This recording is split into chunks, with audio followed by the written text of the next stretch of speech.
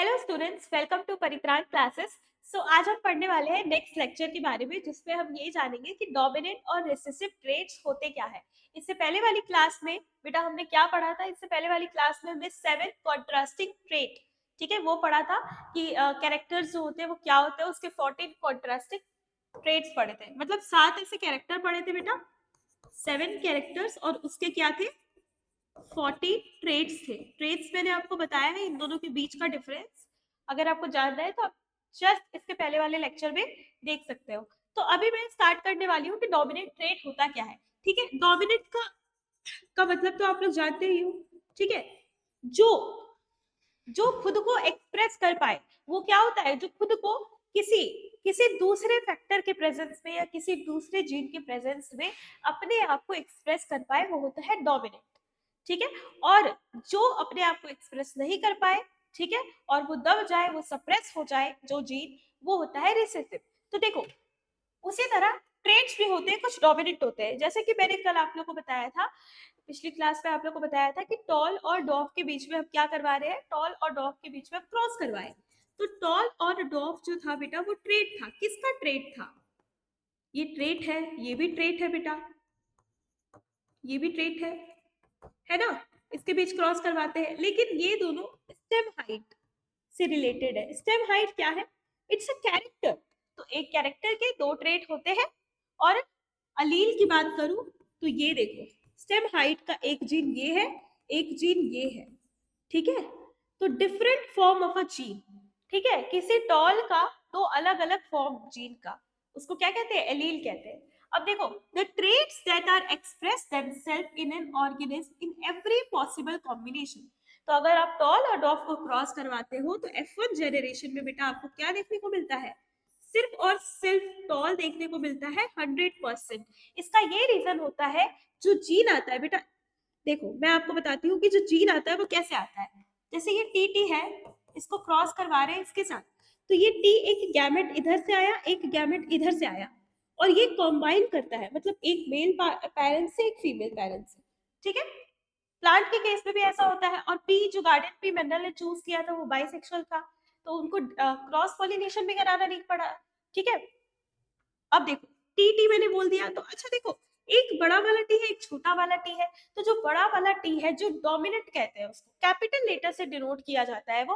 और देखो, सारे प्लांट्स कैसे आए बेटा? सारे जो प्लांट्स थे वो टॉल आए। इसका ये रीजन था, ये जो बड़ा वाला कैपिटल टी है, ये डोमिनेट कर गया किसके ऊपर? ये डॉर्फ वाले जीन के ऊपर, यानी रिसेसिव के ऊपर। तो जो सप्रेस हो गई वो स्मॉल टी, यानी कि वो डॉर्फ वाला कैरेक्टर हो गया, रिसेसिव कहेंगे उसको। और जो डोमिनेट कर गई उसको हम मतलब कैपिटल टी से डिनोट करेंगे। ठीक है, वो डोमिनेंट जीन या डोमिनेंट एलील हो गई। तो देखो, हर पॉसिबल ट्रेट में वो क्या करता है? एक्सप्रेस कर सकता है खुद को। ठीक है, उसी को डोमिनेंट ट्रेट कहते हैं। मेंडल के एक्सपेरिमेंट में, ठीक है, हमने क्या देखा? एक मिनट, मेंडल के एक्सपेरिमेंट में हमने क्या देखा बेटा? कि वहां पर प्लांट जो होता है वो एक्सप्रेस करता है मोर देन, एक मिनट वेट करना, हाँ, तो therefore the tall trait of the plant is said to be dominant over the short trait। यही वाली बात तो मैंने यहाँ पे आप लोगों को बताई कि टॉल वाला जो होता है वो डोमिनेट कर जाता है, वही एक्सप्रेस करता है। ऐसे तो प्लांट बनने चाहिए थे ना। तो आप लोगों का सवाल ये होगा कि मैम टॉल और डॉफ दोनों आया, तो कहीं ऐसा प्लांट तो नहीं बना कि जो दोनों के बीच के हाइट का हो, जो टॉल वाला कुछ ऐसा हो? नहीं बेटा, ऐसा नहीं होता, क्योंकि कैरेक्टर्स का जो होता है वो ब्लेंडिंग नहीं होता।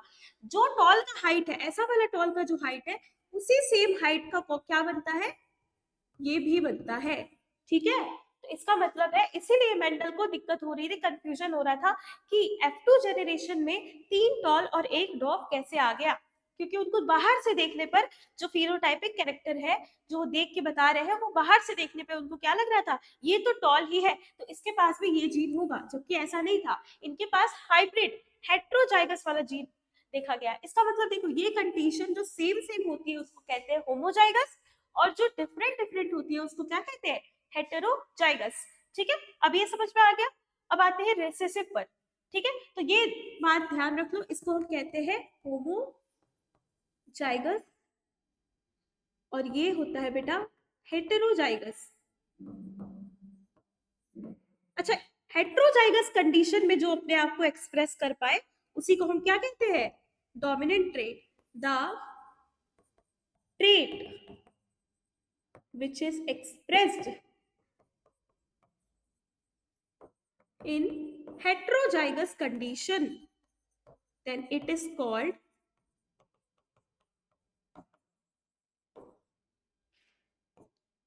Dominant trait. और डोमिनेंट और रिसेसिव की बात आप कब कर सकते हो, सिर्फ और सिर्फ इस कंडीशन में। क्या इस कंडीशन में कोई डोमिनेंट रिसेसिव की बात हो सकती है, नहीं। और इसी को तो हम बोलते हैं होमोजाइगस को हम बोलते हैं प्योर। और क्योंकि ये टॉल वाला कैरेक्टर है तो टॉल, और ये हो जाता है हेट्रोजाइगस टॉल। आ रहा है समझ में। अब देखो एक आता है डॉफ, तो ये जो डॉफ होता है इसके लिए तो कुछ यूज नहीं हो रहा है, और ये रिसेसिव है पूरी तरीके से। अब देखो मैंने यहाँ पे रिसेसिव लिख दिया, लेकिन रिसेसिव इसके लिए यूज नहीं कर रहे बेटा। रिसेसिव यहाँ ये जो स्मॉल टी है ना, ये रिसेसिव है। और रिसेसिव का मतलब ये है जो सप्रेस्ड हो जाए, even in the presence of other gene।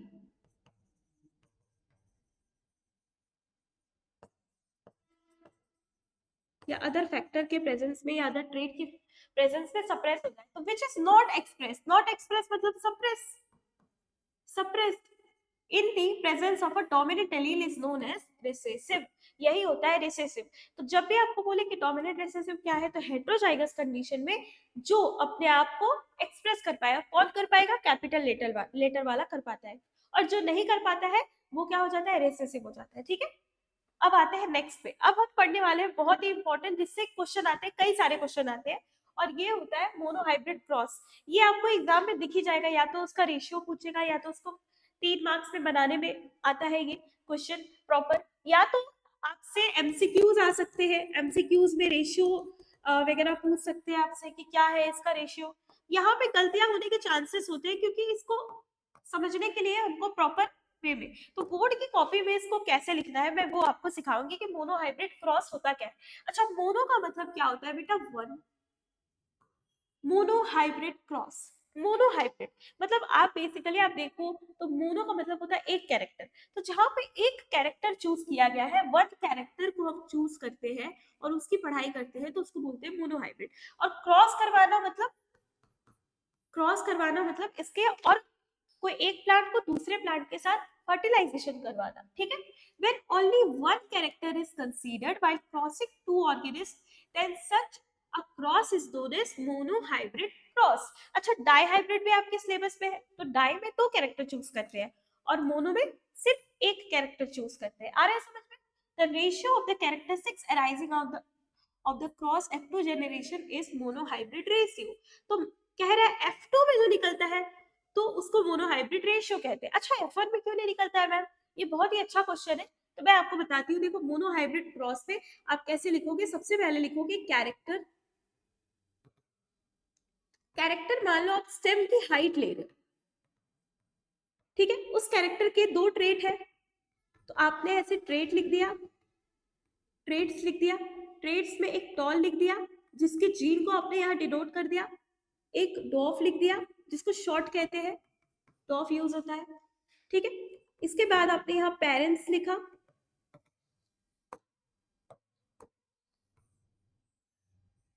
अब देखो इसके बाद क्या है,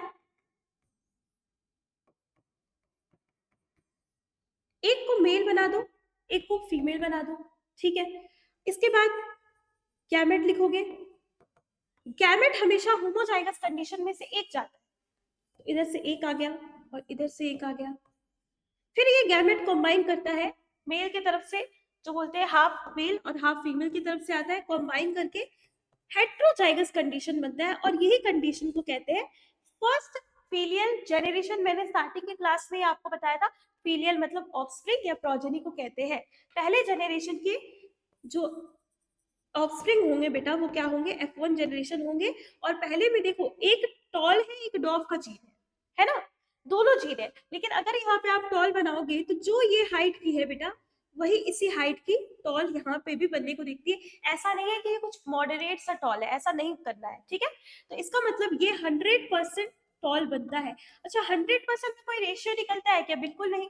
इसीलिए मोनोहाइब्रिड के लिए जो रेशियो होता है वो F2 जनरेशन में हम देखते हैं, क्योंकि वहां पे चीजें आपको रेशियो के फॉर्म में दिखती है। अब देखो मैं अभी आपको बताती हूँ कि ये हो गया, तो इसका मतलब ये वाला कैरेक्टर डोमिनेंट हो गया, इसीलिए तो टॉल वाला शो हो गया, और ये डॉफ वाला जो जीन था वो सप्रेस हो गया। इसीलिए इसको क्या कहते हैं? रिसेसिव कहते हैं, और इसको क्या कहते हैं? डोमिनेंट कहते हैं। अब इसके बाद क्या होता है, इसको आप याद से क्रॉस लिखोगे, ये क्रॉस होता है। अब इसी के नीचे आपको लिखना है, मेरे पास स्पेस नहीं, मैं इधर लिख रही हूँ, बट आपको एकदम प्रॉपर एक पेज में ऐसे करते हुए लिखना है। इसके बाद आप क्या लिखोगे? Selfing,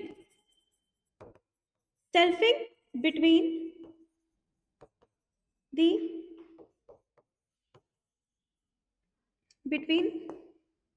the F1 progeny to get F2 generation। ठीक है, अब इसके नीचे आप क्या लिखोगे? फिर से पेरेंट्स बनाओगे। मतलब देखो, इससे कई सारे सीड्स निकलेंगे, इसमें से जो आपको वो सीड है उसमें से ले लेना है, एक मेल और एक फीमेल का, और उसके बाद सेम वाले सीड को सेम, अब क्योंकि आपने सेम लिया है तो इसीलिए उसको हम सेल्फिंग कहेंगे। ठीक है, तो आप देखो यहाँ पे, इसके बाद फिर से आप क्या करोगे? पेरेंट्स लिखोगे। पेरेंट्स इस बार टी और टी, एक को मेल बना दो, एक को फीमेल बना दो। ठीक है, अब इसके बाद मैंने क्या बोला? सेल्फिंग। यहाँ पे आप बताओगे कि ये सेल्फिंग कराया। इसके बाद इस F2 जनरेशन, आप गैमेट मत भूलना, गैमेट नहीं भूलना है। हेट्रोजाइगस के लिए जो गैमेट होता है बेटा, वो हमेशा दो तरह के बनते हैं। तो इधर दो तरह के गैमेट्स आप बनते हुए दिखा दें। ठीक है, अब इसके बाद F2 जो जनरेशन होगा उसके लिए हम क्या बनाएंगे? पुनेट स्क्वायर बनाएंगे।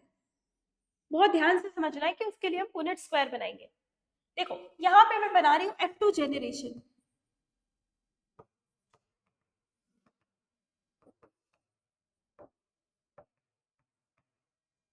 कैसे आपको अपनी बोर्ड की कॉपी में रिप्रेजेंट करना है।